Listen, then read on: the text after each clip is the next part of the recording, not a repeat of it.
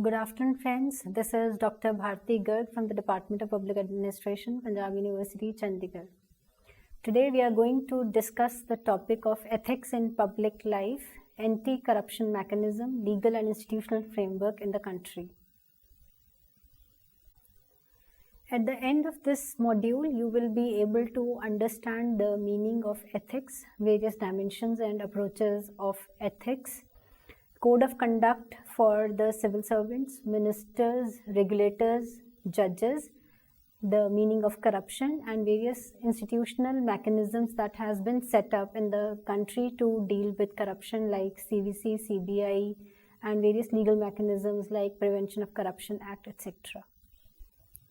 Firstly, let us take up what is ethics. Ethics is a system of accepted beliefs and morals which guide human behavior. More specifically, it is a system based on morals. Ethics is the study of what is morally right and what is not right. The Latin origin of the word ethics is ethicus, which means character. Hence, ethics is based on moral principles which govern individual or group's behavior. It is difficult to define ethics, and different views have been associated with the very definition of ethics. Many people equate ethics with feelings, but following one's feeling may not mean that one is following ethical path. One may deviate from ethical values when following one's feelings. Some identify ethics with religion, but if ethics is equated with religion, then ethics would apply only to religious people, whereas ethics are equally acceptable and applicable to people who are atheist as equally applicable to people who are religious in nature. Further, being ethical is not the same as law, though law tries to adopt ethical principles in its formulation. For example, pre-Civil War slavery laws and apartheid laws in South Africa, they were not at all ethical in nature. So law, like feelings, can deviate from the ethical principles. Finally, being ethical is not what the society accepts individuals to do. The standards set by the society can make the entire society ethically corrupt. Nazi Germany is the best example of ethically corrupt society. If being ethical is doing what the society accepts us to do, then we would have to survey all the societies to determine what is ethical and what the society expects us to do. Further, lack of consensus on many issues in society makes it difficult to equate ethics with what the society accepts us to do. For example, many people may be thinking that abortion is legal and ethical, whereas others may not. So there is lack of consensus on a particular issue or on large number of issues makes it difficult to equate ethics with what society wants us to do. What then is ethics? Ethics refer to two things. Firstly, it refers to the moral principles that guide individuals, what they should do and should not do in terms of moral values and obligations. These standards which guide what humans should do and should not do, they are based on standard patterns which the society accepts. And they are based on well-founded reasons and principles. Secondly, ethics refers to the development of standards which an individual set for one's own self. For example, what an individual himself or herself feels is what is right or wrong. For example, if a friend asks you to copy your homework, it is your ethical dilemma whether you will tell teacher or not. That you have to decide for yourself. Whenever you have to choose a decision that your action will make an impact on someone else, you face an ethical dilemma. The decision you make is ethical when you choose to do the right thing, having a positive impact on others rather than negatively impacting them.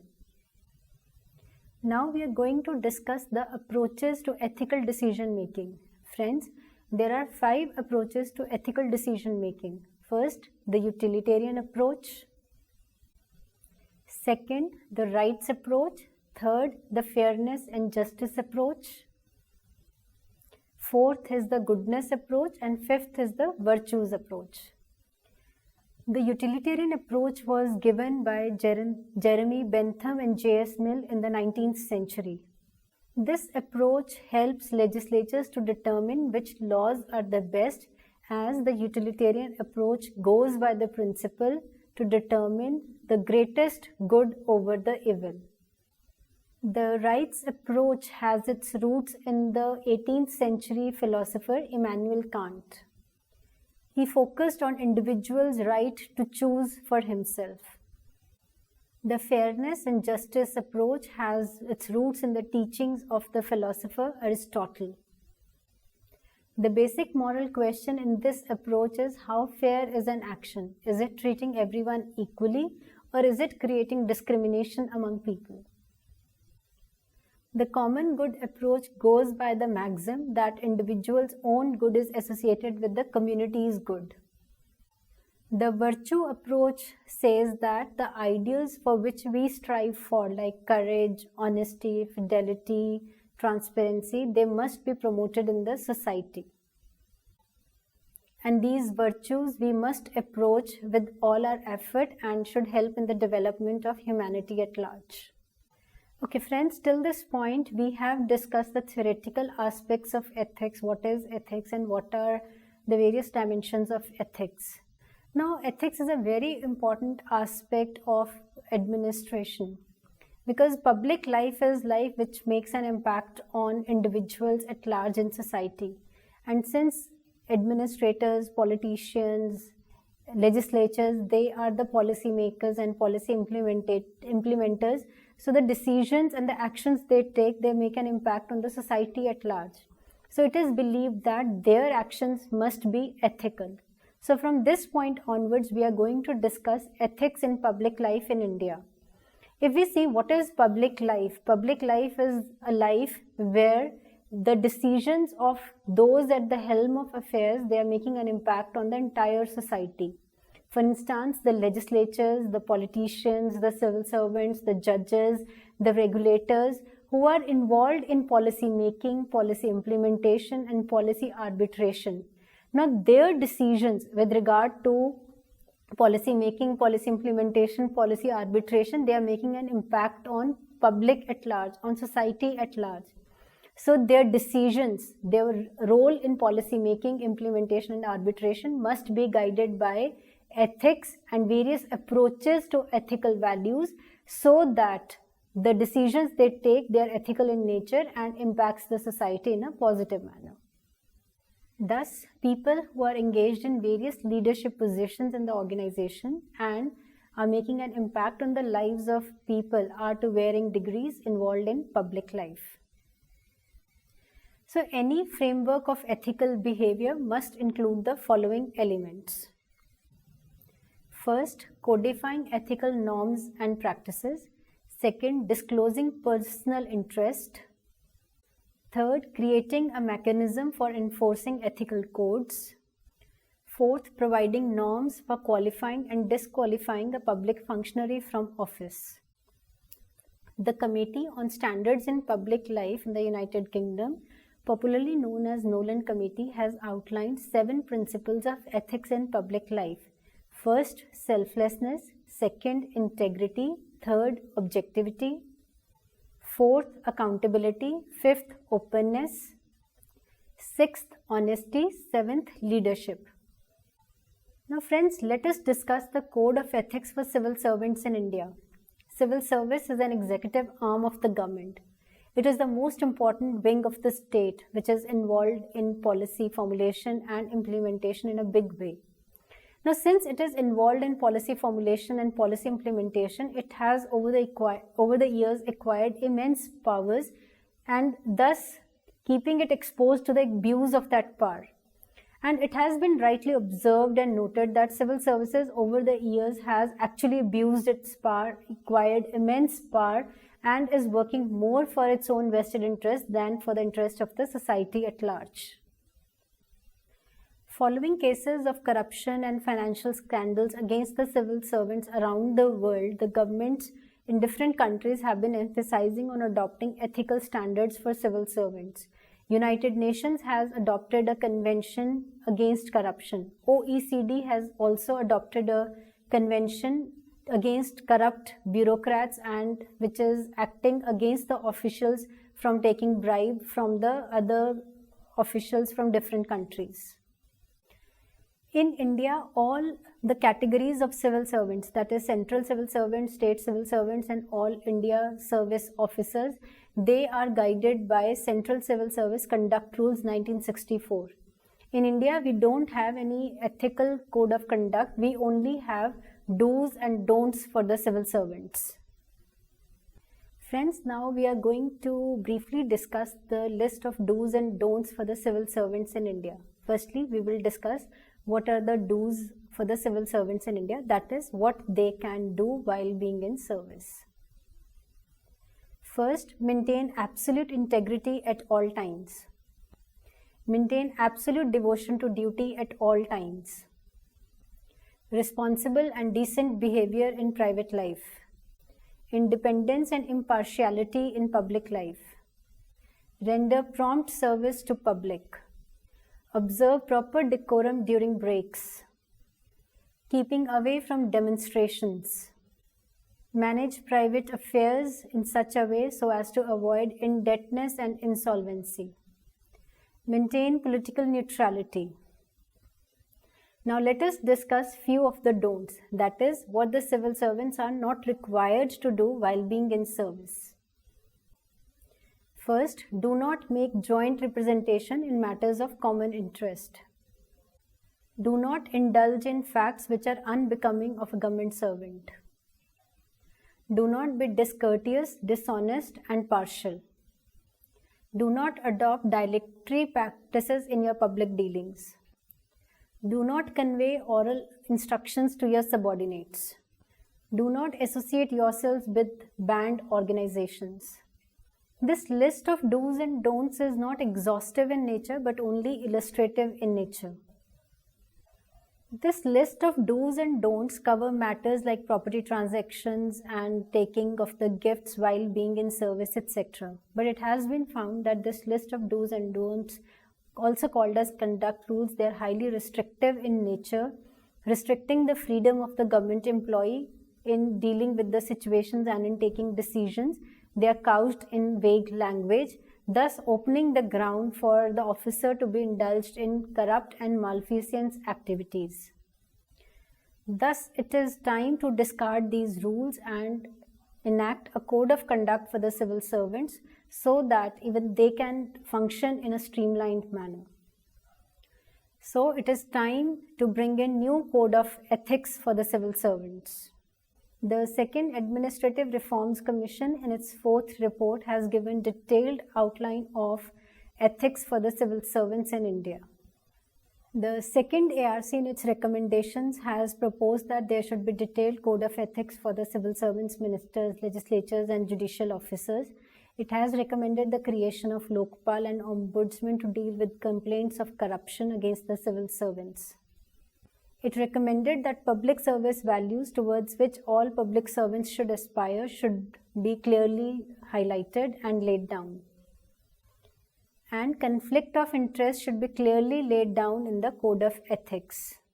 The need of the hour is to establish an effective Code of Ethics for the civil servants in India, and the British Code of Ethics can be a model to establish an effective Code of Ethics for civil servants in India also. Violation of the Code of Ethics should invite punishment and punitive action. There is a need to create an independent Office of Ethics Commissioner on the lines of US Ethics Commissioner to provide leadership in establishing Code of Ethics for the civil servants and provide leadership to establish values. Now, the next aspect with which second ARC had dealt with was ethical framework for ministers. Number of developed countries like UK, USA and Canada has prescribed code of ethics for the minister. On the similar lines, even in India, we have adopted a code of ethics for the ministers. This code of conduct relates to accepting gifts, conduct in office, while starting, opening or joining any other new business venture, disclosing the details of assets, liabilities, buying property, selling property, or taking contribution from any individual or organization, either for political purpose or for personal interest, etc.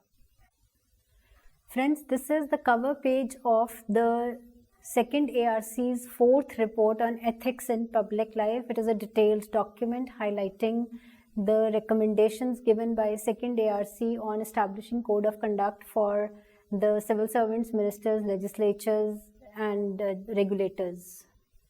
The code for ministers also involves not accepting the gifts for personal interest or not taking any kind of favors or gifts through the spouse, and as far as possible while on official tour, staying in government guest houses or in government accommodations rather than taking any favors from private individuals.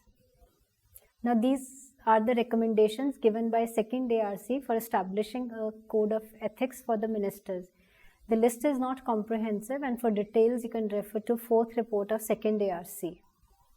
Instead of code of conduct, there should be code of ethics for the ministers to guide them how they should behave and deal while holding a public office. Ministers must keep their roles as ministers and constituency members separate.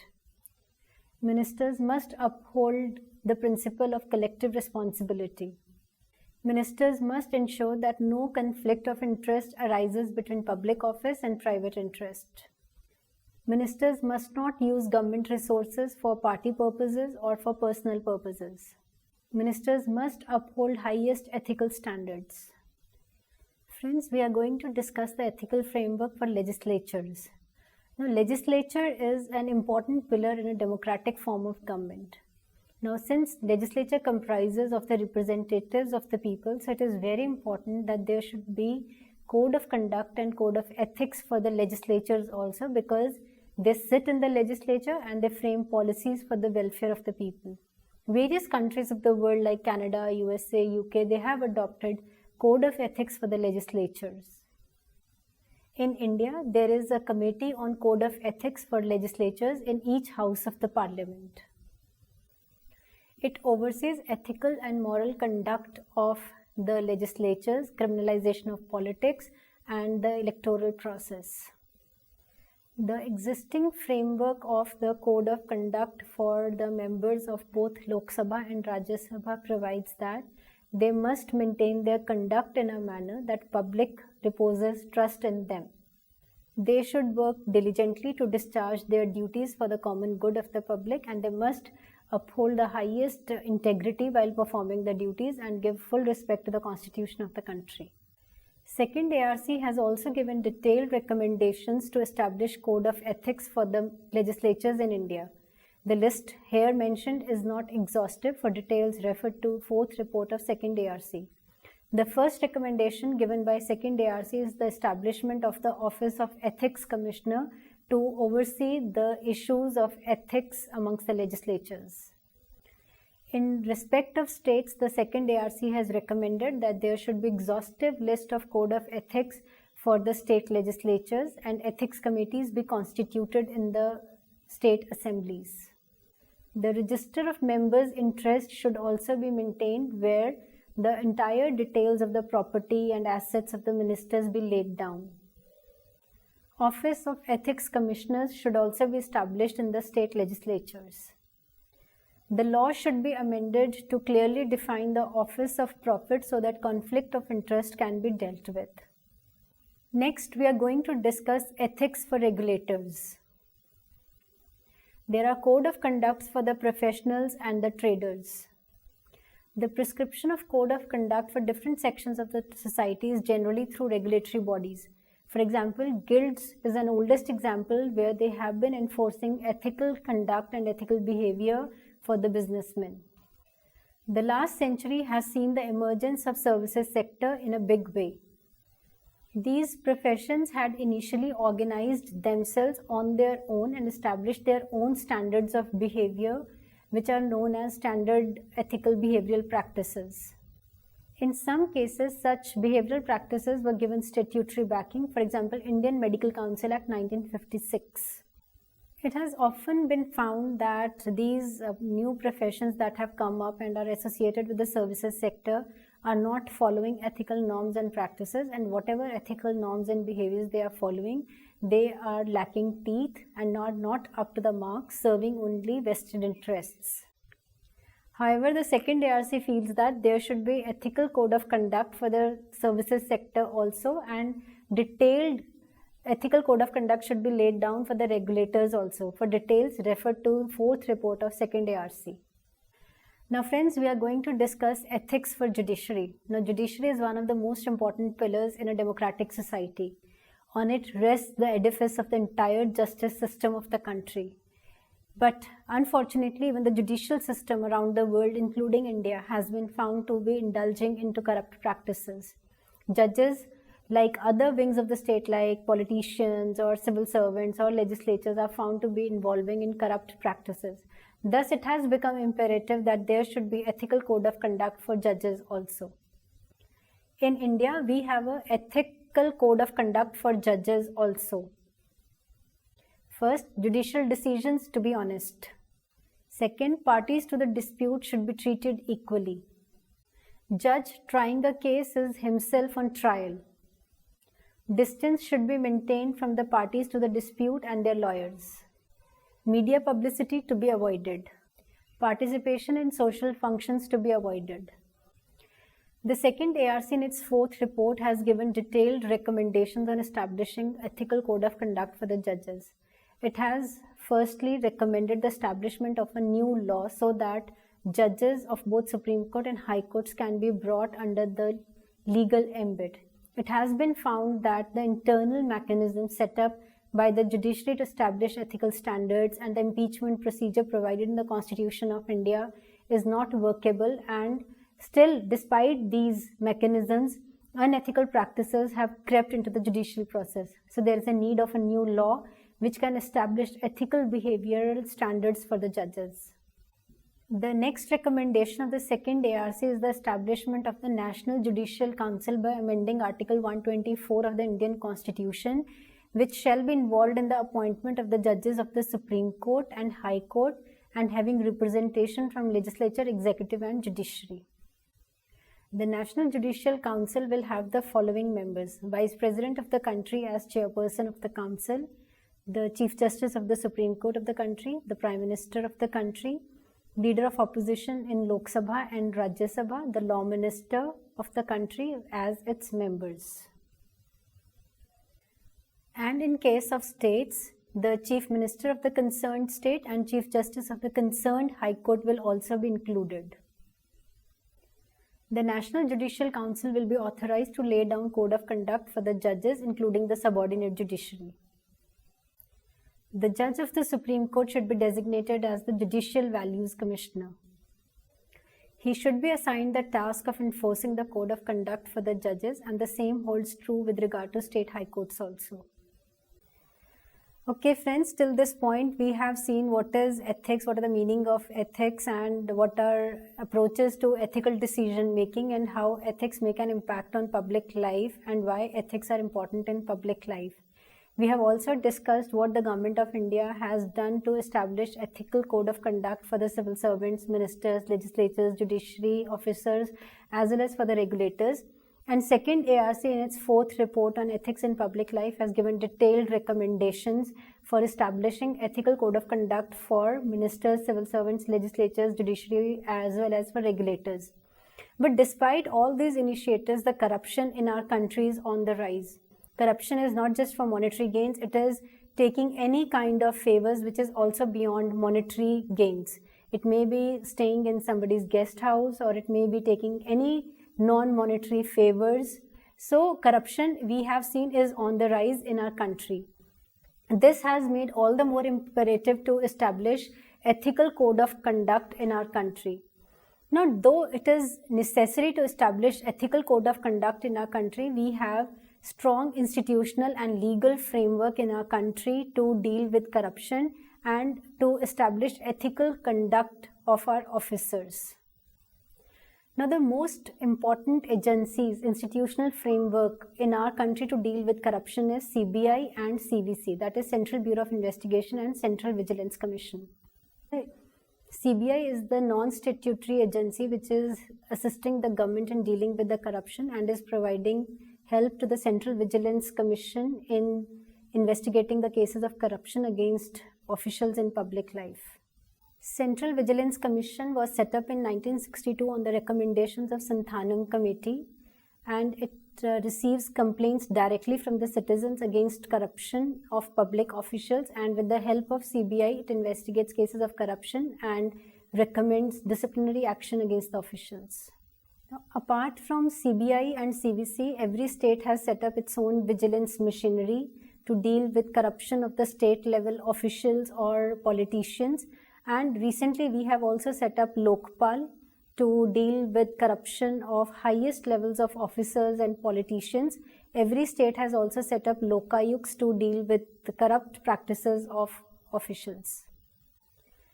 The Government of India has also enacted Right to Information Act, which is also helping in establishing transparency in administration, and somewhere it has also dealt a blow to the corrupt practices of the officials.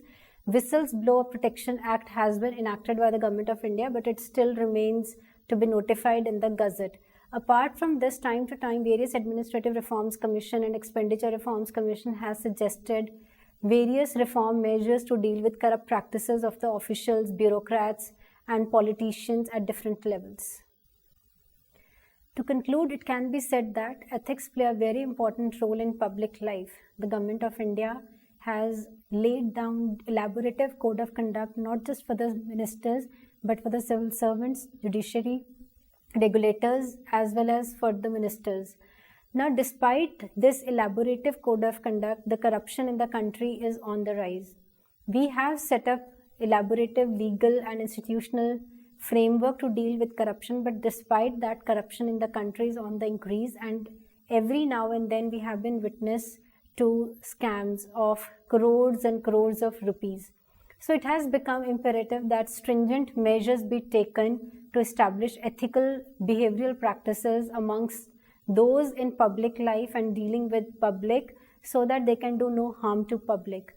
Now it is time that we should adhere to the recommendations of second ARC and establish effective code of conduct and ethical practices for those in public life.